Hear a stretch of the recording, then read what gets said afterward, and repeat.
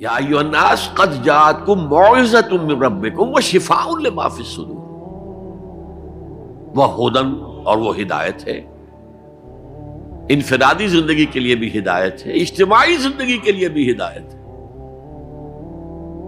کبھی اگر سورہ فاتحہ پر آپ غور کریں جو ہماری نماز کا جزو لازم ہے، تو ہم پہلے کہتے ہیں الحمدللہ رب العالمین الرحمن الرحیم مالک یوم الدین ایاک نعبد و ایاک نستعین۔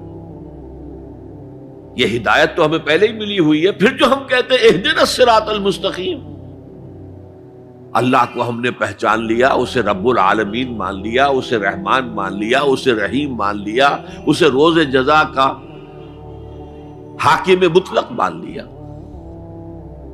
تو اب کون سی ہدایت رہ گئی؟ ہدایت تو آ گئی۔ اب اصل ہدایت جو درکار ہے وہ ہے جو ریلیونٹ ہے آج کے دور میں، جو اجتماعی نظام ہے انسانوں کا، اس کے لیے انسان بالکل بے بس ہے۔ اس کی عقل جو ہے اجتماعی نظام عدل قائم نہیں کر سکتی۔ انفرادی طور پر نیکی اور بدی کا علم میرے اور آپ کے نفس کے اندر ودیعت شدہ ہے۔ وَنَفْسٍ وَمَا سَوَّاهَا فَأَلْهَمَهَا فُجُورَهَا وَتَقْوَاهَا، یہ موجود ہے، لیکن یہ کہ معاشرتی نظام میں عورت اور مرد کے درمیان کیا توازن ہو، ان کے حقوق و فرائض کا توازن۔ دنیا میں کیا ہوتا رہا ہے اور ہو رہا ہے آج بھی، یا عورت جوتی کی نوک کے برابر ہے، کوئی اس کی حیثیت نہیں، بھیڑ بکری کی طرح ملکیت ہے، اس کے کوئی حقوق نہیں، اور یا عورت کلوپیٹرا بن کر پورے ملک کی قسمت کا بیڑا غرق کرتی ہے، انسانوں کے شانہ بشانہ ہو کر وہ در حقیقت خاندانی نظام کو برباد کرتی ہے۔ ان دونوں کے درمیان توازن کیسے قائم کیا جائے؟ اب آپ سوچئے، تجزیہ کیجئے۔ اگر مرد سوچے گا، نظام بنائے گا، تو وہ اپنے احساسات سے تو واقف ہے، عورت کے احساسات و جذبات سے تو واقف نہیں ہے۔ عورت نظام بنائے گی تو وہ اپنے احساس و جذبات سے واقف ہے، وہ مرد کے احساسات و جذبات سے واقف نہیں۔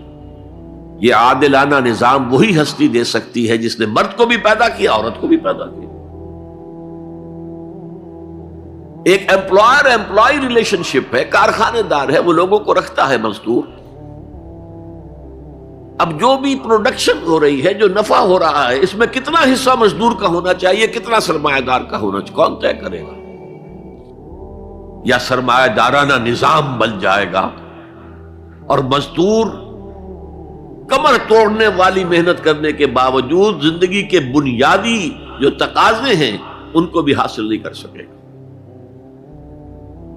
میں نے آپ کے ممبئی شہر میں جو اس وقت دیکھا ہے، یہ جو چھوٹے چھوٹے خانے بنے ہوئے کبوتروں کے سے جن میں انسان رہ رہے ہیں اور پوری زندگی ان میں گزارتے ہیں، یہ انسان، جبکہ اونچے اونچے محل موجود ہیں، بڑی بڑی عمارتیں موجود ہیں، ایکڑوں پر پھیلی ہوئی کوٹھیاں موجود ہیں، یہ ہے ننگا کیپٹلسٹک نظام، ننگا عریاں۔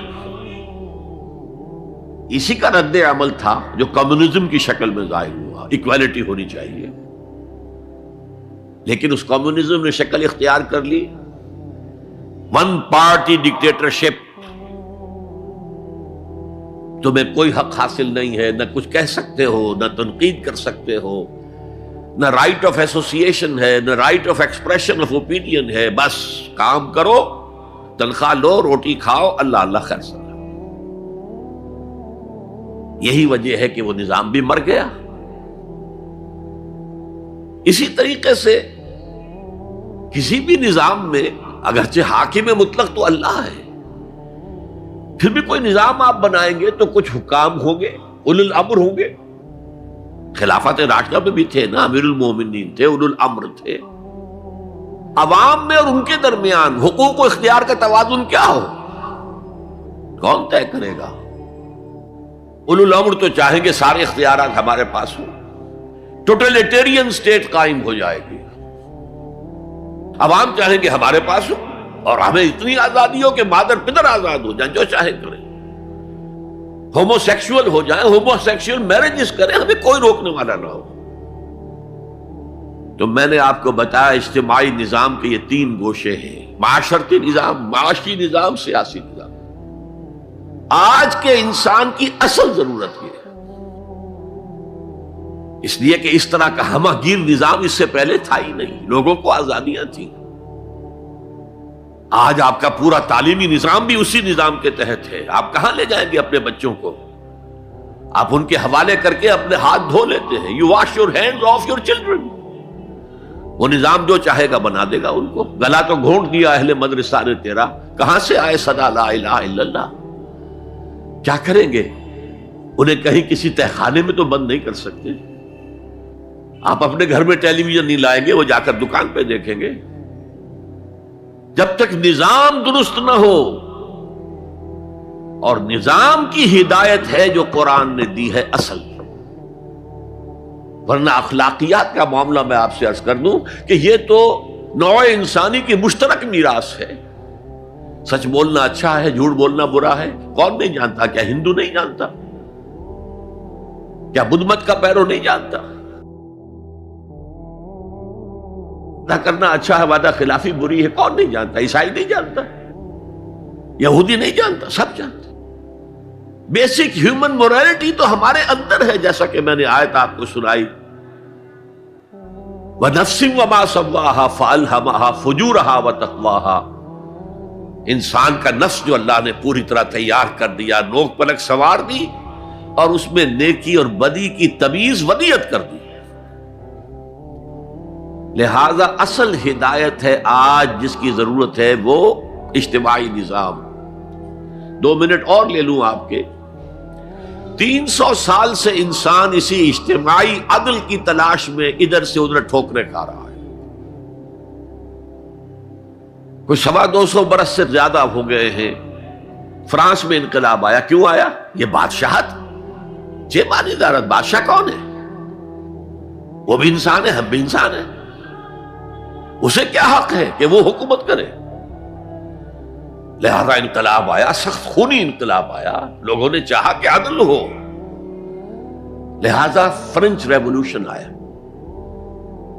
لیکن چونکہ وہ ریولوشن یک طرفہ تھا، صرف سیاسی نظام بدلا، معاشی نظام نہیں بدلا۔ سود موجود رہا، لہذا اس کے بعد کیپٹلزم کی لعنت مسلط ہو گئی۔ پہلے لارڈز اینڈ بیرنز اور بڑے بڑے زمیندار اور جاگیردار سروں پر مسلط تھے، اور اب کارخانے دار اور کیپٹلسٹ مسلط ہو گئے۔ آج کی جمہوریت کیا ہے؟ دس از دی ڈکٹیٹرشپ آف دی کیپٹلسٹ۔ یہ تو اصل میں کیپٹلزم ہے، کیپٹلسٹ کی ڈکٹیٹرشپ ہے جو اس وقت ہو رہی ہے۔ اچھا، اس سے نجات پانے کے لیے چھلانگ لگائی دوسری طرف کمیونزم، تو وہ میں آپ کو بتا چکا، وہاں انفرادی آزادی ختم ہو گئی، اب وہ بھی مر گیا۔ اب فوکو یاما نے تو کتاب لکھ دی اینڈ آف ہسٹری، بس ثابت ہو گیا کہ ہمارا نظام لبرل سیکولر ڈیموکریسی اور انٹرسٹ بیسڈ کیپٹلزم، اس سے بہتر کوئی نظام ہے ہی نہیں، سب ختم ہوگا۔ لیکن ایک نظام ہے جس کا انہیں اندیشہ ہے، جو ابلیس کی زبان سے اقبال نے کہلوایا تھا، ہے اگر کوئی خطر مجھ کو تو اس امت سے ہے جس کی خاکستر میں ہے اب تک شرار آرزو۔ خال خال اس قوم میں اب تک نظر آتے ہیں وہ، کرتے ہیں اشک سحر گاہی سے جو ظالم وضو۔ بڑے نیک لوگ بھی موجود ہیں، لیکن بحیثیت مجموعی امت کا حال کیا ہے؟ جانتا ہوں میں یہ امت حامل قرآن نہیں، جانتا ہوں میں یہ امت حامل قرآن نہیں ہے، وہی سرمایہ داری بندہ مومن کا دین۔ جانتا ہوں میں کہ مشرق کی اندھیری رات میں بے ید بیضا ہے پیران حرم کی آستین، پیر ہیں، مرشد ہیں، ان کی آستینوں میں ید بیضا نہیں ہے، حضرت موسیٰ والا۔ بہرحال فوکو یاما کی نفی کی پھر بعد میں، اور کتاب لکھی گئی کلیش آف سیویلائزیشنز، تہذیبوں کا ٹکراؤ ابھی آئے گا۔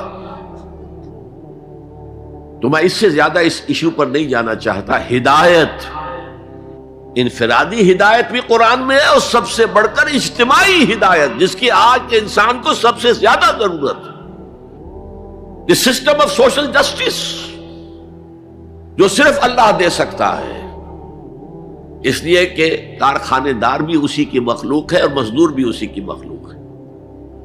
جو اولو الامر ہے وہ بھی اسی کے پیدا کرنا ہے، اور جو عوام ہے وہ بھی اسی کے پیدا کرنا ہے. مرد بھی اسی کا پیدا کرنا ہے، عورت بھی اس کی پیدا کرنا ہے. جیسے ایک حدیث میں آتا ہے الخلق عیال اللہ، تمام مخلوق اللہ کے کلبے کے مالک ہے. وہ عدل دے گا، وہ سوشل جسٹس دے گا، وہ توازن دے گا آپ کو معاشرتی نظام میں، معاشی نظام میں، سیاسی نظام میں.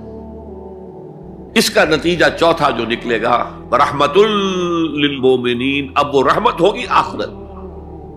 جیسے حضور نے فرمایا الزہراوین نام دیا سورہ بقرہ کو اور سورہ آل عمران کو. الزہراوین، زہرا کہتے ہیں بہت تابناک حضرت فاطمہ زہرا رضی اللہ تعالی عنہ. الزہراوین یہ دو بدلیوں کی صورت میں میدان حشر میں ظاہر ہوں گی.